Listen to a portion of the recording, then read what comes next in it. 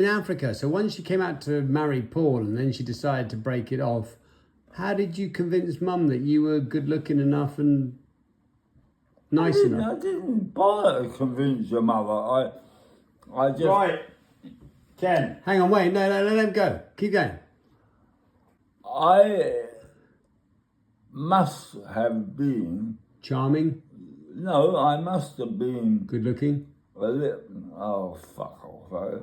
I must Oh, have your been... language, Ken.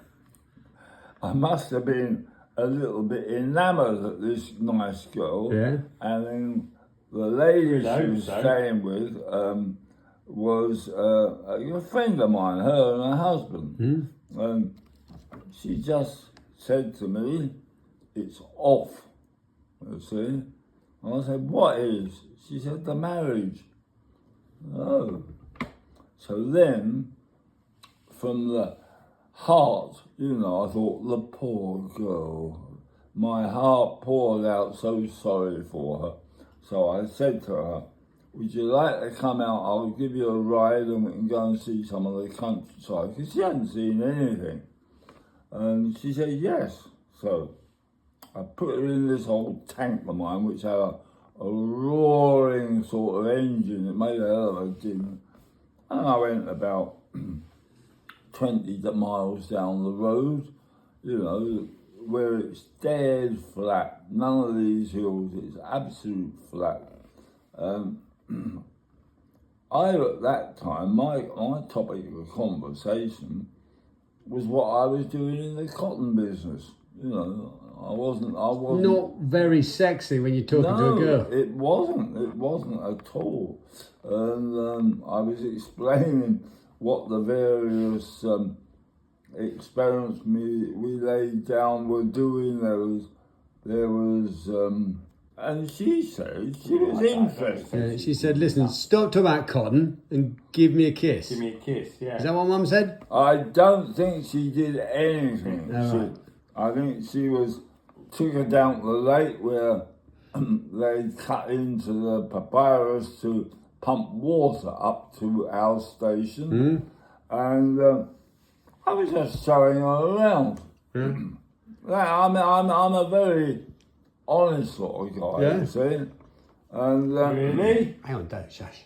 and then, we started having evenings together in my house when we'd chat and she'd tell me about some of her exploits at home. I don't think I had any exploits to talk about, really. She had at least 4 fiancés she'd left scattered in the wind. I don't know whether she had that many. I only remember 2, and then later Paul, the guy. Okay, that's 3. Eh? That's 3. Yeah. But she didn't have to tell me about Paul because You knew him. I worked with He him. was your mate. Yeah, he was my Stabbed mate. him in the back. But she was. But it was only 6 weeks, wasn't it, Dad? Before you went, you know what? All this chatting and cotton and stuff, maybe we should be together. She came out sometime in June. I don't remember. I remember it all. Sometime in June. I can't remember exactly when. And by late July, It was off. broken it off. And so that's when I started taking her out, and You didn't feel guilty? God, isn't he a pain? He's a pain. And He's a pain. I guess bit by bit, we got closer and we would exchange more information, I won't call it intimate, but anyway, that's another word, about various things. And so by this time, I wanted to give her a kiss. Oh. And so she didn't mind a bit.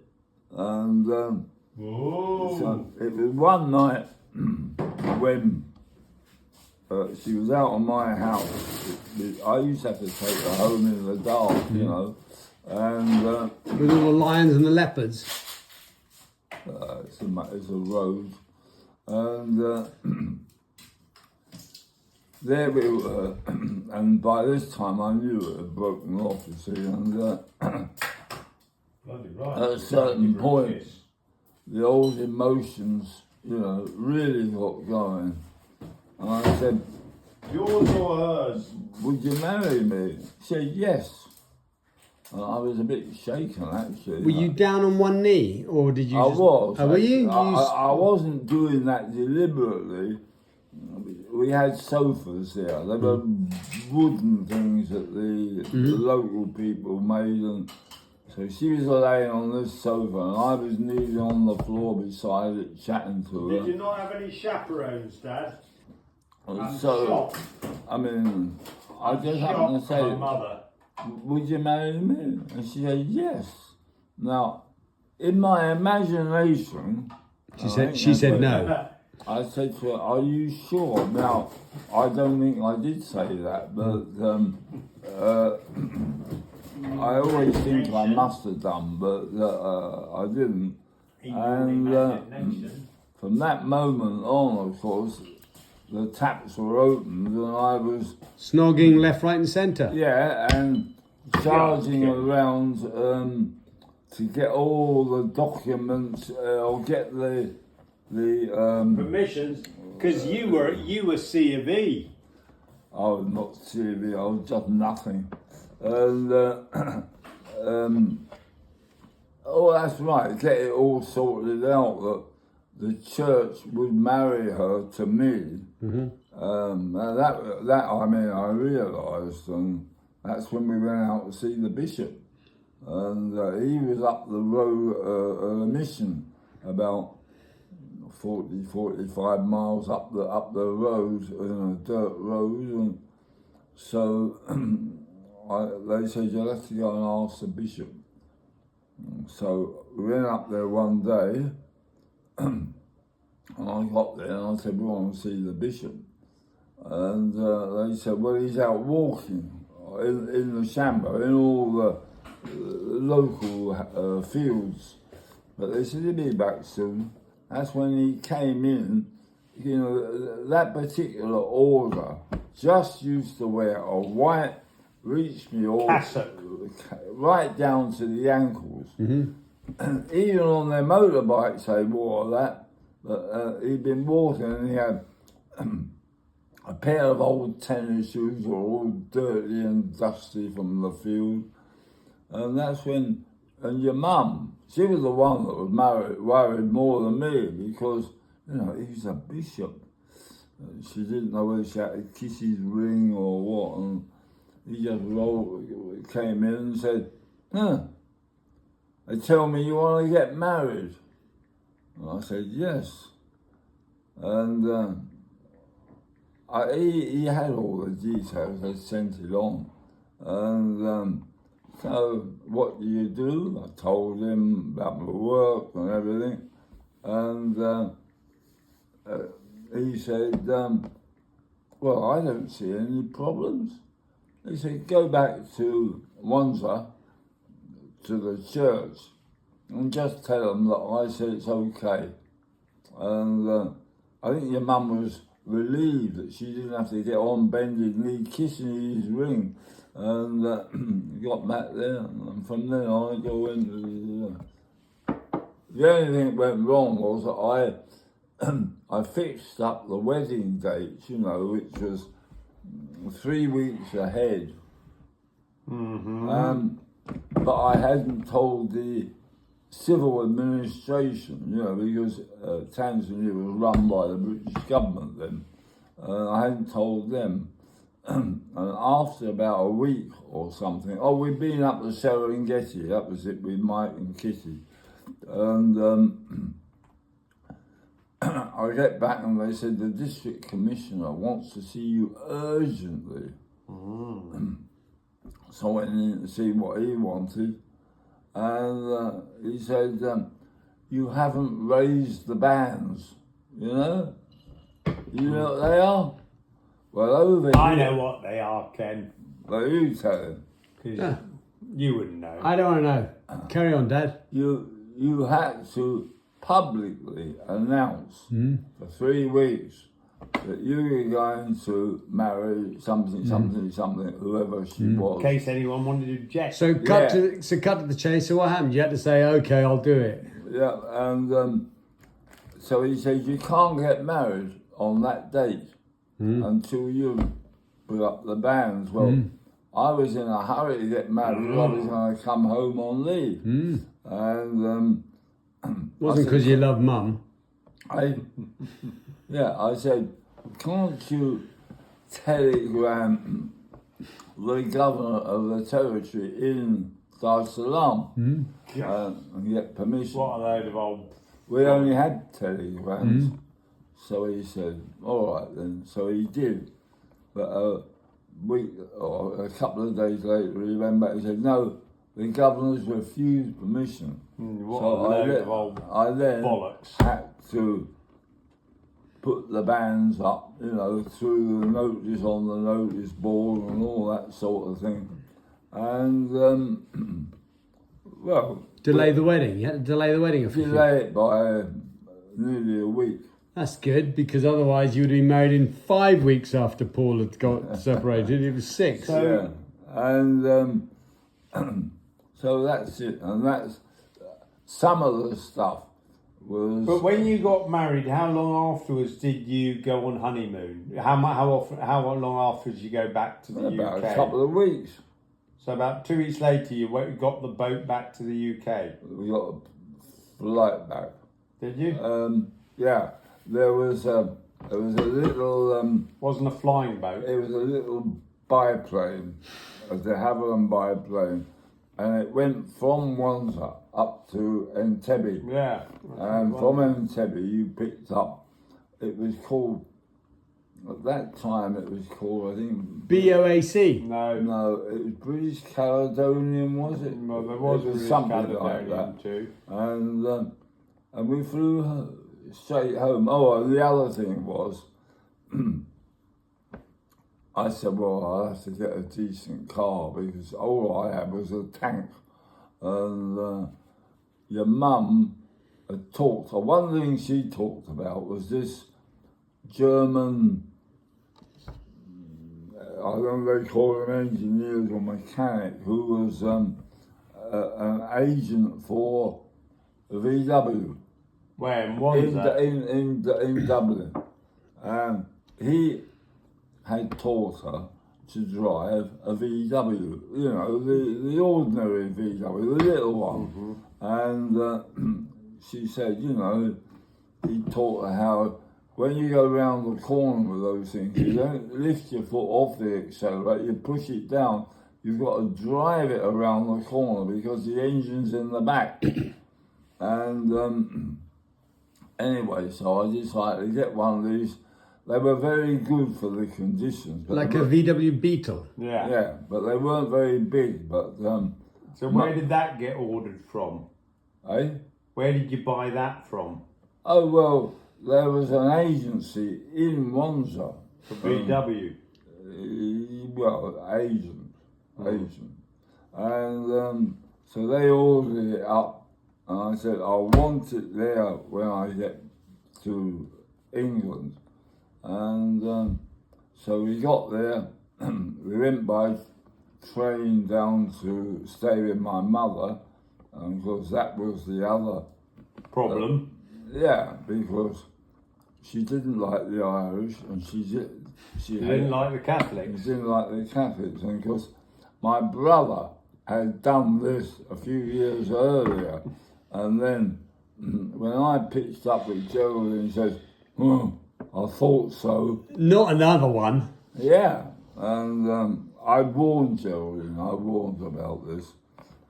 She was trying to be nice to my mother, and all my mother could do was be civil, that was it. And then we went and got, it was over in Croydon. We went across to Croydon, picked up my new car, and came back to East Ham, where my mother lived. And I said, right, I'll take you out for a ride. And, oh, well, let's go down and see Uncle, what was his blooming name now? Anyway, his wife was, I think she must have been a niece of my father. That was the connection. But he had this little old Austin 7 with a canvas roof, you know, and once in a while it would come to our house and pile my dad, my mother, my sister, my brother and me in this little tiny Austin and chuff down the road to Dagenham. To me that was fantastic. But anyway, she wanted to go down and see him. I think she probably wanted to go down and see how the boy had done with a nice new car. And so we took her down there. I've told you all these stories. Well, they were a real East End family, what I was accustomed to. And I did several times try and warn Geraldine what it was like. So when we got there, immediately, you know, loads of noise and oh, wonderful, and they all had to come over and kiss her and everything. And there were two sons, I guess they were married. Ronnie and Reggie. No, I can't remember their name now. Anyway, they ran a car business, car hire, and their mother and father lived like here and there, right next. And one son lived next door and the other one lived right across the road. It was a real East End, and they decided to have a sort of a, I wouldn't call it a party, just a celebration. And so they had... This is Ronnie and Reggie. They had two tables, very similar to that long one of Jim's, you know. Down the middle of the lounge, it must have been quite long, loaded with everything you could imagine that was East End. There would have been cockles and mussels and iron. Gherkins, you know what they are? Yeah, I know, but they don't sound very East End to me. Anyway, there'd be food all the way along. Jellied eels? No, I don't think it was jelly, but food all the way along. And everybody was talking at the same time and laughing and carrying on. They had the radio going with just pop music coming through that nobody was listening to. They turned on the TV and that had got a programme going that nobody was watching. And then all this general hullabaloo going on. It was a party. And what did Geraldine think of it all? Eh? What did Mum think of it all? Well, that's what I'm coming to. She had never seen so much noise from a family in her life. You see, I said, well, this is a bit East Endish, you know, and everybody was shouting and laughing and all this music from the TV, from the radio and everything else. And your mum was a bit overwhelmed. Horrified. Yeah. And Horrified so with Geraldine. My mother loved it. That was her ambiente, you know. Not so much from her background, but this is what she grew up with. Our Christmas parties we had with my dad's half-brothers up in Mile End was just like this. Everybody talking and shouting Everybody talking and nobody listening, eh? That's about right. Just like this then, Dad. I'm listening to your pops. And Did they have an annoying brother who kept on shouting out from the background? a little who? An annoying brother who kept on shouting I'm out from the listening background. to you, Ken. There must have been some Annoying people Some little called Donal ones who just running kept around, on fucking interrupting. So shut the fuck up, Donal. but I'm listening, Ken. when we eventually came away, she says, I couldn't live in that sort of noise. I said, well, She did for the next 50 I years. said, I won't put you through it. I said, that was my mother. That was my mother. And my mother was so happy. Oh. And then she loved Geraldine ever since. I don't know about that, but she had got a bit quietened down. She mellowed, didn't she, Dad? And when Sean was born, she was over the moon, that little angel, you know, and she loved the babies. Because all she was getting was Sean, really, but really, I mean, and then what about Jim? And then what about Donal? And then what about... Well, you see, at that point... Hang on, what about Ronan and I Aidan? can't remember Ronnie. when. Dublin, when our father came home, he bought a business in Dame Street, right opposite Dublin Castle. Geraldine was always fascinated by its history. Friends from South Africa used to visit them and awakened her interest in Africa, where she was born. She came out to Tanganyika, to the station where I worked. Ikiriguru, 17 miles south of Wanza on Lake Victoria, if you have any geography. She was going to marry a chap with whom I was very friendly, and I was building a racing dinghy. She stayed with friends of ours up in the station, because there was only about 12 families. And after about 2-3 weeks, she looked so unhappy. And I'd heard then that she had broken off her engagement. So I offered to take her out in my old tank. It was an old 4V8 Pilot. You had to shout above the engine noise. In a month, she agreed to marry me. But as I wasn't a Catholic, I had to go and see the bishop. Geraldine, coming from Ireland, didn't know whether she had to kiss his ring, curtsy or what.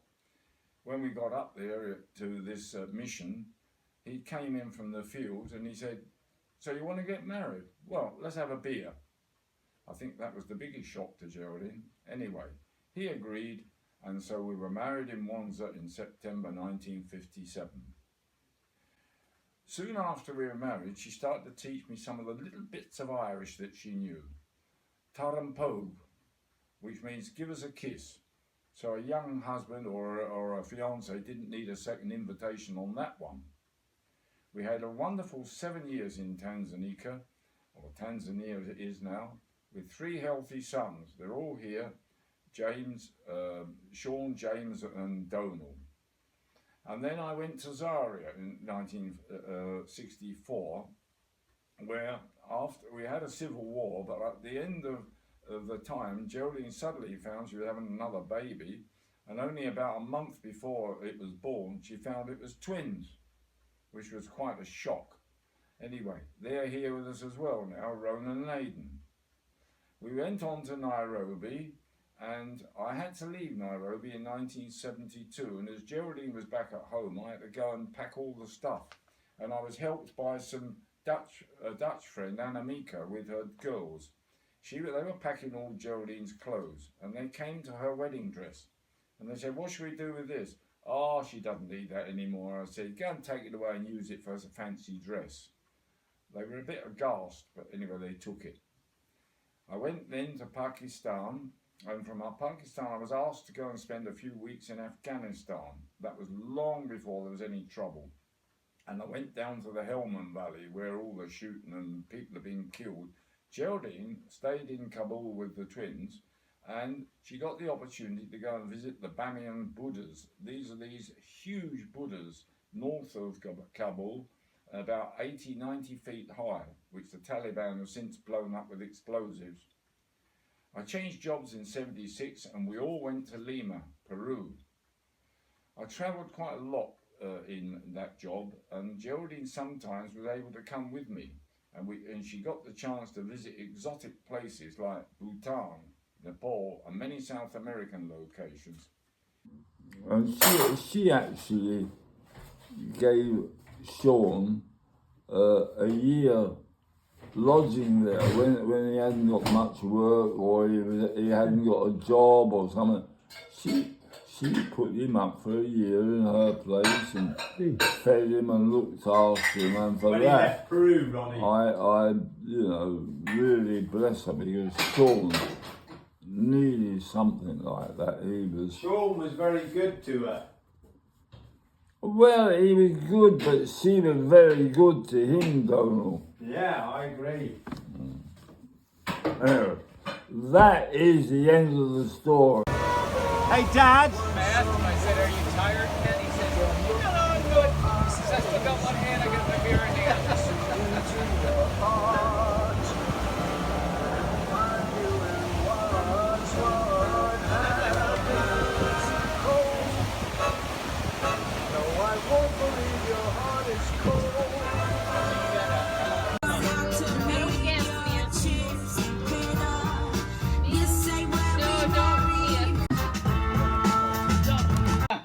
Entonces, en la oficina, no sabía exactamente, ¿no?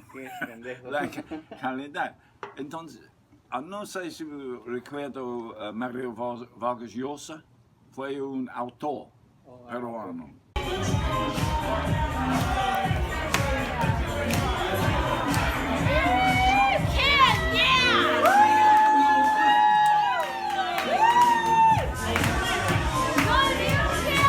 We retired in 1993, and in recent years we managed to finish writing our memoirs for the family. We've lived and enjoyed glorious Devon for 22 years. She was a most wonderful wife, a mother and a life companion, and I miss her a lot. And just to finish, she taught me another phrase, "Doon the veil," which means shut up. Where's your battery? He hits the gate stage. Hey, clear the way, here comes the galloping major.